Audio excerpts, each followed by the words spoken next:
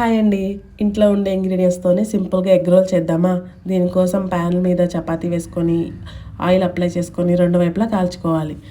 ఇప్పుడు ఒక బౌల్లో ఒక ఎగ్ పగలగొట్టుకొని దాంట్లో కొంచెం సాల్ట్ వేసుకొని బాగా గిలకట్టుకొని అదే ప్యాన్లో ఆయిల్ వేసుకొని ఆమ్లెట్లా వేసుకోవాలి. ఆమ్లెట్ రెండు వైపులా గాలిన తర్వాత మనం ప్రిపేర్ చేసిన చపాతీ కూడా పైన పెట్టుకొని రెండో సైడ్ తిప్పుకొని పక్కన పెట్టుకోవాలి. ఇప్పుడు ఇంకో ప్యాన్ తీసుకొని దాంట్లో ఆయిల్ వేసుకొని మీ దగ్గర ఉన్న వెజిటేబుల్స్ ఏవైనా వేసుకోవచ్చు.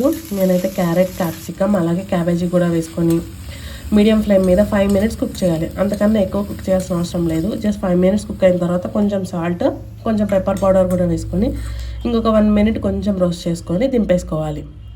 ఇప్పుడు మన చపాతీ ఉంది కదా, ప్రిపేర్ చేసుకొని పెట్టుకున్నాం. దానిపైన ఈ వెజిటేబుల్స్ అన్నీ ఇలా నేను వీడియోలో చూపించినట్టుగా పెట్టుకోవాలి.